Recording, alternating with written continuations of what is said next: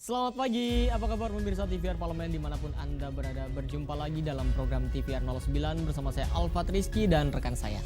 Dan saya Nazia Sudirja. Dalam 30 menit ke depan kami akan sajikan kepada Anda sejumlah berita nasional, khususnya dari sudut pandang DPR RI sebagai referensi Anda dalam memahami dinamika politik, hukum, ekonomi, sosial, dan budaya di Indonesia.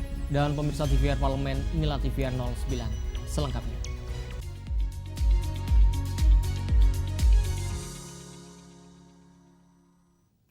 Pemirsa, anggota Badan Legislasi DPR RI Habib Syarif Muhammad meyakini bahwa Undang-Undang Nomor 34 Tahun 2014 tentang pengelolaan keuangan haji dapat membuat keuangan haji lebih transparan dan akuntabel. Revisi Undang-Undang Nomor 34 Tahun 2014 tentang pengelolaan keuangan haji merupakan upaya untuk menciptakan tata kelola dana haji yang lebih baik. Anggota Badan Legislasi atau Balik DPR RI, Habib Syarif Muhammad, meyakini revisi itu akan membuat keuangan haji lebih transparan dan akuntabel. Habib menilai hingga kini pengelolaan dana haji belum transparan. Pasalnya, terdapat dana besar yang mengendap dalam waktu lama yang belum jelas pemanfaatannya. Selain transparansi, Habib juga menyoroti masih adanya praktik korupsi dan permainan dalam penyelenggaraan haji, mulai dari akomodasi, transportasi, hingga konsumsi jamaah. Kita sangat prihatin bahwa program haji dari tahun ke tahun selalu melahirkan ekses negatif. Ini semua karena ketidaksempurnaan undang-undang pengelolaan keuangan haji, ya, dari mulai transparansi, distribusi, pengawasan dan sebagainya. Dengan kata lain, dengan adanya undang-undang ini diharapkan betul-betul accountable, betul-betul bisa dipertanggungjawabkan. Kemudian yang ketiga, bahwa keuangan haji itu berbeda dari uang-uang yang lainnya. Selain ada dimensi yang sifatnya duniawi, juga pertanggungjawaban kepada Allah. Ini menyangkut sebuah amanah. Melalui revisi Undang-Undang Pengelolaan Keuangan Haji, pengelolaan dana jamaah dapat lebih transparan, akuntabel, dan bebas dari praktik penyimpangan. Andini dan Teguh, TVR Parlemen melaporkan. Pemirsa, terkait persiapan penyelenggaraan ibadah haji tahun 2026, Komisi 8 DPR RI tekankan masih ada sejumlah hal yang perlu dipastikan sebelum keberangkatan jemaah. Terkait persiapan penyelenggaraan ibadah haji tahun 2026, Komisi 8 DPR RI menekankan masih ada sejumlah hal yang perlu dipastikan sebelum keberangkatan jemaah.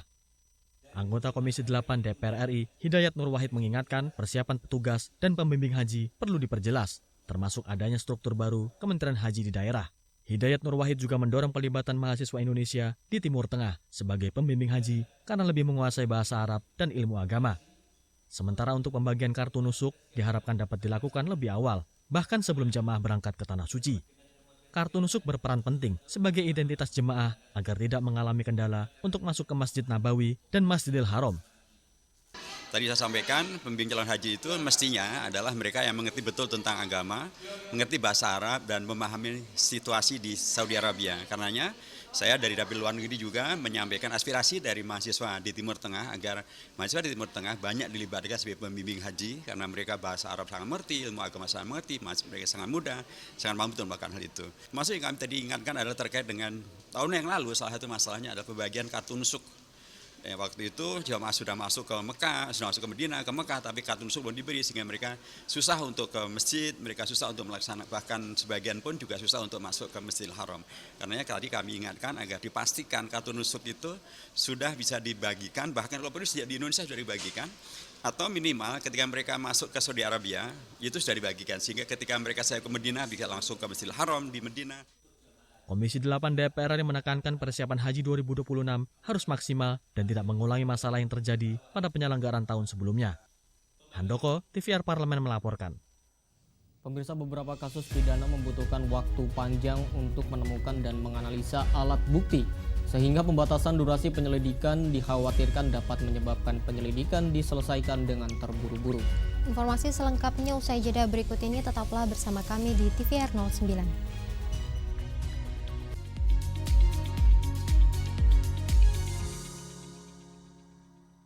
sejauh ini di periode sekarang sudah bagaimana perkembangan dari rancangan undang-undang PPRT ini, Pak? Sudah ada panjanya, mudah-mudahan di dalam masa sidang ini mungkin sudah bisa selesai menjadi inisiatif DPR.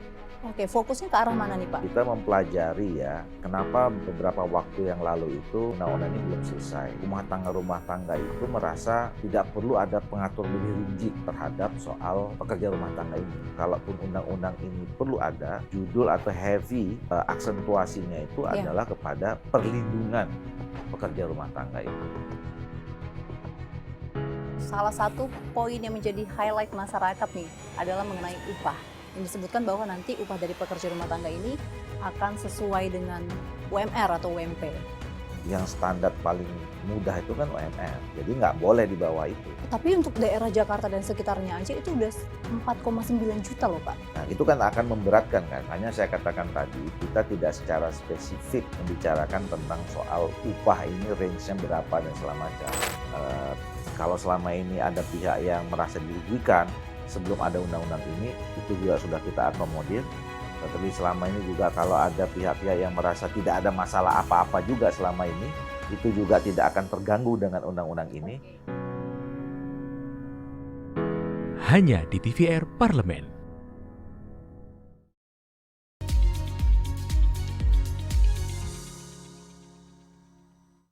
Terima kasih Anda masih menyaksikan TVR 09. Pemirsa, terkait pembatasan durasi penyelidikan maksimal 6 bulan dalam revisi Kitab Undang-Undang Hukum Acara Pidana, anggota Komisi 3 DPR RI Beni Utama berpandangan jika usulan itu perlu dikaji kembali dengan mempertimbangkan kompleksitas kasus. Dalam pembahasan revisi Kitab Undang-Undang Hukum Acara Pidana atau KUHAP, durasi penyelidikan diusulkan dibatasi maksimal 6 bulan. Namun anggota Komisi 3 DPR RI, Beni Utama berpandangan jika usulan itu perlu dikaji kembali dengan mempertimbangkan kompleksitas kasus. Beni menjelaskan beberapa kasus pidana membutuhkan waktu panjang untuk menemukan dan menganalisa alat bukti. Pembatasan waktu secara kaku dikhawatirkan akan menyebabkan penyelidikan diselesaikan dengan terburu-buru, bahkan harus dihentikan atau SP3 karena kehabisan waktu. Akibatnya, banyak kasus pidana gagal terungkap dan pelaku kejahatan masih bebas berkeliaran. Silakan Prof. Agus. Ada yang mewacanakan dibatasi malahan. Berapa lama batasnya? Tapi persoalannya menemukan tersangka dalam suatu tindak pidana itu kan tidak sama. Tindak pidananya biasa, kecil, tapi pembuktiannya rumit, panjang, butuh waktu yang panjang. Jadi kalau dibatasi ini juga menjadi persoalan kan, dibatasi, penyelidikan ini dibatasi. Sehingga namun ini tentu menjadi bahasan kajian terus bagi kita. Berapa kali pertemuan sebelum ini ada yang mewacanakan itu. Misalnya 6 bulan atau 9 bulan ada wacana penyelidikan ini dibatasi. Karena dalam praktek juga kita sadari sebenarnya orang yang dipanggil dalam penyelidikan ini traumanya juga sudah luar biasa. Meski demikian, Beni membenarkan pentingnya pembatasan waktu penyelidikan sebagai bentuk kepastian hukum bagi pelapor. Perlu ada win-win solution agar kasus pidana dapat diselesaikan dengan baik tanpa mengorbankan aspek manapun. Ken Suari, TVR Parlemen melaporkan. Menerima kunjungan delegasi Department of Communications and Arts Australia di Kompleks Parlemen Senayan, Jakarta, Wakil Ketua Komisi 1 DPR RI Dev Akbar Syahfikarno menyebutkan bahwa pertemuan ini digelar untuk mendalami kerjasama perlindungan anak di ruang digital di antara kedua negara. Menerima kunjungan delegasi Department of Communications and the Arts Australia di Kompleks Parlemen Senayan, Jakarta, Wakil Ketua Komisi 1 DPR RI, Dev Akbar Syahfikarno, menyebut pertemuan ini digelar untuk mendalami kerjasama perlindungan anak di ruang digital di antara kedua negara. Dev mengatakan negara harus menciptakan lingkungan digital yang aman dan nyaman bagi anak-anak. Pasalnya, konten negatif di berbagai platform daring kian marak. Menurutnya, Indonesia membutuhkan aturan komprehensif agar dunia digital menjadi ruang yang mendidik, bukan justru menjadi ancaman bagi generasi muda.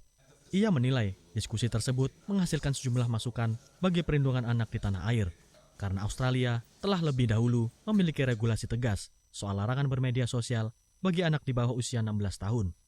Begitu banyak konten yang tidak tepat, tidak pas, itu tersebar luas di segala macam platform, apakah itu dari YouTube, Facebook, Instagram, X, dan lain-lain, baik yang dari negara barat ataupun juga dari negara timur. Nah, inilah yang perlu dibuat regulasi yang benar-benar bisa mengcover semua sektor untuk membuat environment yang benar-benar aman dan nyaman, dan juga membuat orang tua kita semua tenang ketika anak kita menggunakan digitalisasi ataupun internet untuk mencari informasi untuk kebutuhan mereka. Lebih lanjut, Dev menilai Kementerian Komunikasi dan Digital RI telah mengambil langkah konkret untuk melindungi anak-anak di ruang digital melalui Peraturan Pemerintah Nomor 17 Tahun 2025 tentang Tata Kelola Penyelenggaraan Sistem Elektronik dalam Perlindungan Anak atau PP Tunas. Dodi Muharam, TVR Parlemen melaporkan. Pemirsa, Biro Pemberitaan Parlemen DPR RI kembali mencatatkan prestasi setelah menerima penghargaan dari iNews pada Kamis 20 November kemarin melalui Anugerah Kolaborasi Strategis Komunikasi Publik atas program penguatan sinergi DPR dan publik. Anugerah Penggerak Nusantara 2025 yang berlangsung di Jakarta, Sekretaris Jenderal DPR RI Indra Iskandar mengatakan bahwa apresiasi dari iNews tersebut sejalan dengan semangat transformasi kelembagaan yang selama ini digaungkan oleh pimpinan DPR RI. TV Parlemen dan seluruh unsur komunikasi di DPR telah berkomitmen untuk semakin terbuka dan adaptif dalam menyampaikan informasi kepada masyarakat. Dengan semangat yang sudah disampaikan oleh pimpinan DPR, yaitu transformasi kelembagaan yang sudah digaungkan, komitmen itu menjadi semangat bagi kami untuk terus berkolaborasi dengan berbagai media, berbagai platform untuk terus menyiarkan dan menyampaikan berbagai informasi-informasi yang ada di DPR kepada publik melalui kolaborasi-kolaborasi dengan media-media yang ada, dan tentu akan terus kita kembangkan di berbagai platform. Salah satunya nanti kita akan perkuat di dalam website DPR itu mengandalkan pemberitaan-pemberitaan yang ada di Biro Pemberitaan. Kedepannya dengan semakin terbukanya berbagai informasi, kami akan terus mengembangkan kanal-kanal berita ini untuk bisa diterima publik lebih cepat lagi. Pemirsa, DPR RI menegaskan bahwa penguatan lembaga pangan yang lebih terkonsolidasi menjadi kunci untuk memastikan ketahanan pangan nasional yang stabil dan berkelanjutan. Dan pemirsa, informasi selengkapnya tetaplah di TVR 09.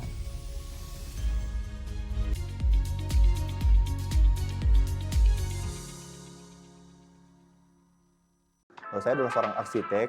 Saya pernah membaca di suatu buku atau suatu riset mengatakan bahwa kalau kita terbiasa menggunakan transportasi umum, maka terbentuk juga budaya disiplin atau tepat waktu.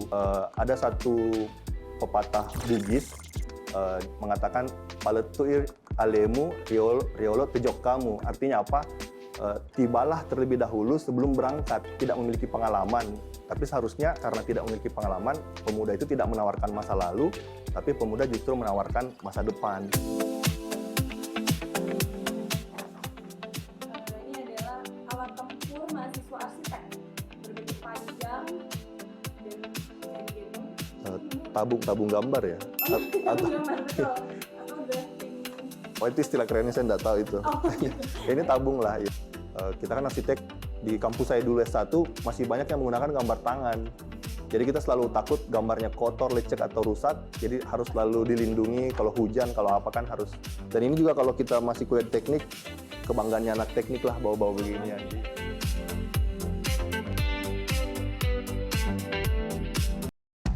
Hai, sekarang kamu bisa menyaksikan program-program TVR Parlemen di First Media, channel 18 ya.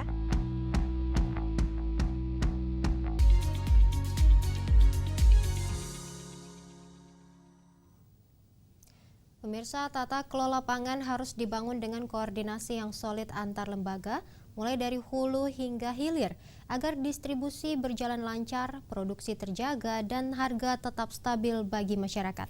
Momentum ini dipandang penting untuk memperkuat sistem pangan nasional sekaligus memastikan setiap kebijakan benar-benar berpihak pada petani, pelaku usaha, dan konsumen di seluruh Indonesia. Simak liputan mendalam yang telah dikemas tim redaksi TVR Parlemen dalam segmen editorial Parlemen. Berikut ini.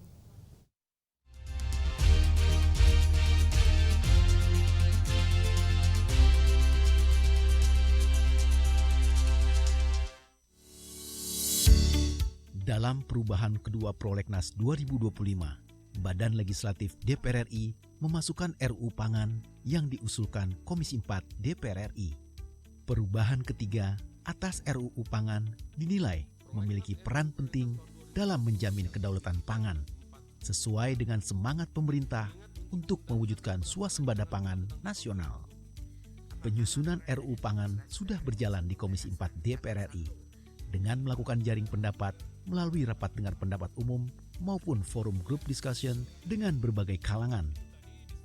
Kepada Komisi 4 DPR RI, Serikat Petani Indonesia menyampaikan RUU Pangan harus berdasarkan prinsip kedaulatan pangan dengan mengakui petani produsen pangan skala kecil lainnya sebagai produsen pangan utama, memasukkan reforma agraria sebagai pilar sistem pangan, memastikan harga yang adil dan melindungi pasar domestik, membentuk lembaga pangan nasional yang demokratis dan inklusif, serta mengarahkan sistem pangan berbasis agroekologi.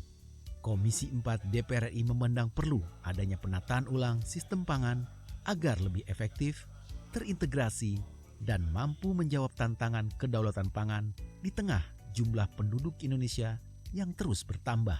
Penguatan lembaga pangan seperti rekomendasi SPI memang penting untuk memastikan produksi, pengelolaan pasokan, pengaturan harga, dan distribusi pangan lebih terarah dan terkonsolidasi. Selama ini, peran Bulog masih lemah akibat tumpang tindih kewenangan antar lembaga pangan. Sementara, Badan Pangan Nasional belum menunjukkan peran besar terhadap distribusi pangan. Struktur kelembagaan yang mengatur pangan perlu dirampingkan. Maka dibentuklah Badan Pangan seperti sekarang ini, di mana posisi Bulog menjadi lemah dan kemudian mata rantai distribusi, mata rantai pasok itu menjadi panjang, sehingga proses-proses terhadap masa pengadaan pangan masyarakat ini menjadi sangat terganggu karena adanya proses-proses administrasi yang panjang dan terlalu banyak organisasi atau kelembagaan yang mengatur, ada Menko Pangan, ada Badan Pangan, ada Kementerian Pertanian. Nah, ini yang akan kita perkuat lagi dalam undang-undang ini. Pentingnya memperjelas peran lembaga yang mengurus pangan dan memegang posisi strategis dalam menjaga ketersediaan harga dan distribusi pangan di seluruh daerah. RUU Pangan harus mampu menjawab tantangan di lapangan, termasuk kebutuhan masyarakat yang tidak bisa menunggu ketika terjadi gejolak pangan.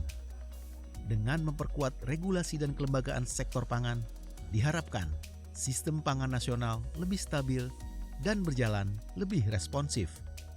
Stabilitas pasokan dan harga, serta kelancaran distribusi merupakan bagian dari ketahanan pangan nasional, selain persoalan pupuk, lahan, maupun peningkatan hasil panen. Begitu juga penguatan pangan atau komoditas khas daerah seperti jagung, sagu, maupun sumber pangan alternatif lain yang selama ini dikonsumsi masyarakat. Melalui RUU Pangan diharapkan menghadirkan norma yang lebih tegas, sekaligus menjadi formula efektif dalam memperkuat ketahanan pangan nasional secara lebih terarah dan berkelanjutan. Bagaimana peran badan-badan ini, karena itu yang akan ditampung dalam undang-undang ini supaya kedepannya lebih baik dan masalah-masalah yang selama ini dihadapi seperti misalnya ada kelangkaan, harga yang terus naik, kemudian juga mutu beras, itu yang juga kan harus diperhatikan, dan itu harus ada satu lembaga yang punya otoritas penuh untuk itu. Jadi bukan atas dasar penugasan, atas dasar perintah baru dilakukan. Kalau memang ini masih produktif, ya kenapa kemudian nanti tidak kemudian kita lindungi bahwa NTB adalah penghasil Gogo Ranca, atau kita buatkan menjadi satu pilot project agar ini menjadi penyumbang untuk produk ketahanan pangan kita. Bicara tentang swasembada pangan nggak mungkin kecuali perlindungan tentang lahan pertanian, dan kita sedang mencari masukan kendala-kendala terkait dengan pelaksanaan perlindungan ini apa?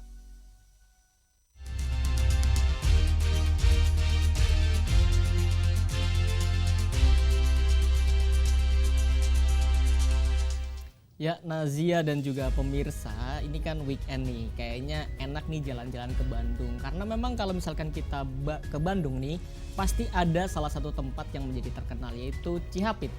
Karena Cihapit ini menjadi salah satu jalan legendaris di Bandung yang terkenal dengan kuliner tak terbatas. Nah, bener banget nih, Alfat dan juga pemirsa. Karena di sepanjang jalan Cihapit, kita biasa menemukan beragam kuliner. Dari yang legendaris hingga yang lagi hits. Dan tentunya banyaknya pilihan kuliner itu pula yang membuat Cihapit ini selalu ramai dikunjungi warga lokal maupun wisatawan. Dan tentunya kami juga akan mengajak pemirsa untuk berkunjung ke sana. Tentunya sesaat lagi tetaplah bersama kami di TVR 09.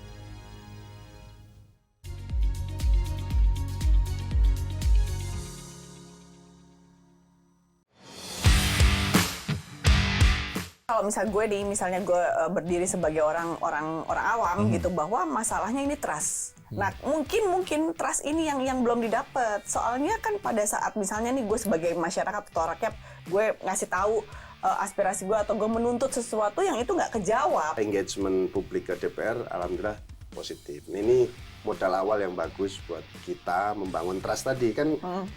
Kalau Mbak Yus tadi menanyakan tuh kan isunya soal trust gitu. Ya. Nah, trust itu kan salah satu caranya membangunnya lewat transparansi, akuntabilitas, respon gitu. Kalau misalkan mundur di isu yang kemarin, yang soal tuntutan 17+8, kalau bisa dilihat yang deadline di tanggal 5 September, itu DPR yang pertama kali untuk memberikan statement kepada publik. Gua akan selalu memberikan tayangan secara live, artinya publik bisa langsung lihat. Jadi publik bisa langsung mantau DPR RI itu kerja atau enggak.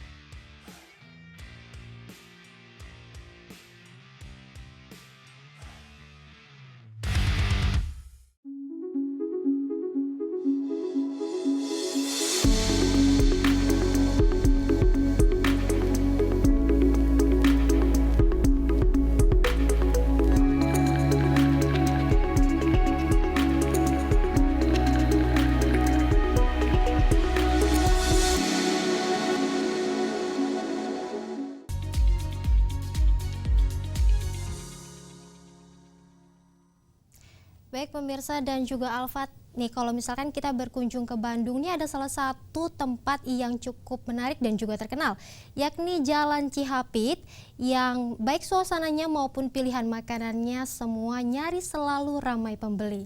Karena memang perpaduan antara kuliner legendaris dan kuliner kekinian membuat Cihapit ini tak pernah kehilangan penggemarnya. Langsung saja nih pemirsa, tanpa berlama-lama mari kita saksikan kelezatan dan keunikan Cihapit dalam segmen Intips, Informasi dan Tips berikut ini.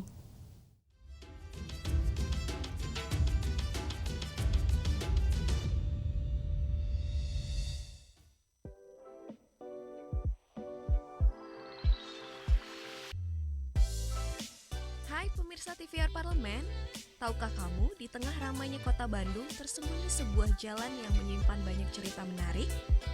Inilah Jalan Cihapit.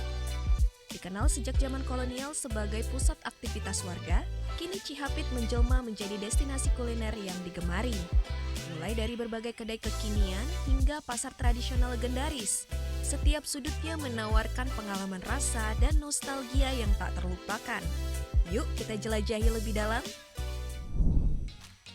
Penjelajahan di Jalan Cihapit dimulai dari tempat yang sudah tak asing bagi warga Bandung, yakni Pasar Cihapit. Dilihat dari luar, Pasar Cihapit mungkin tampak seperti pasar tradisional pada umumnya.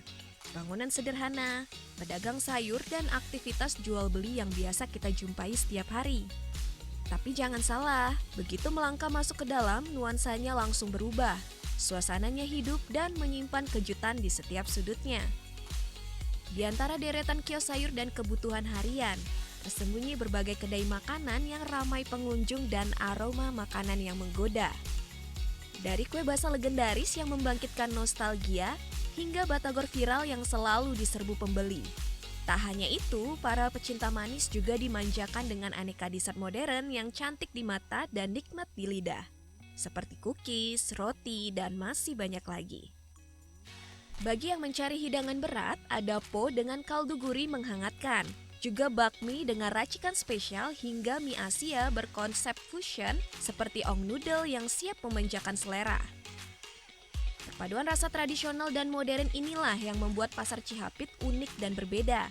Gak heran banyak orang kembali ke sini, baik warga lokal maupun wisatawan yang ingin menikmati Bandung dari sisi yang otentik.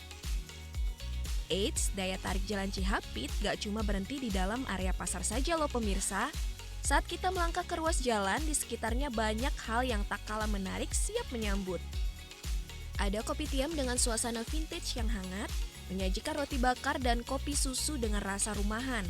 Tak jauh dari sana tercium harum surabi yang menggoda.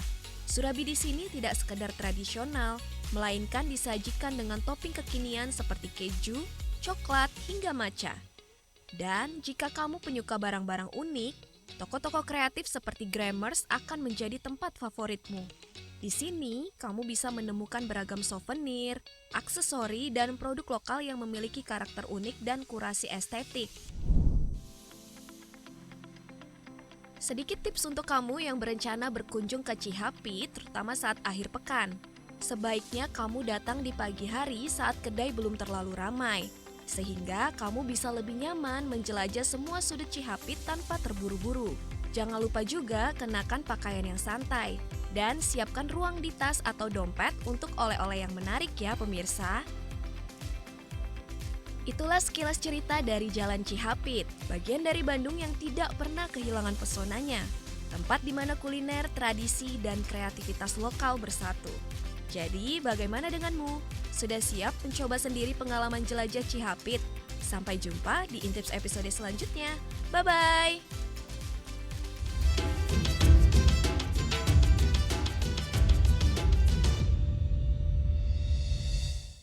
Pemirsa TVR Parlemen, demikian TVR 09 edisi pagi ini, dan segenap kru TVR Parlemen yang bertugas mengucapkan terima kasih telah menyaksikan TVR 09 pagi ini. Saya Nazia Sudirja dan rekan saya Salvat Rizky. Pemirsa, sampai berjumpa kembali di TVR 09 selanjutnya. TVR Parlemen, Referensi Indonesia.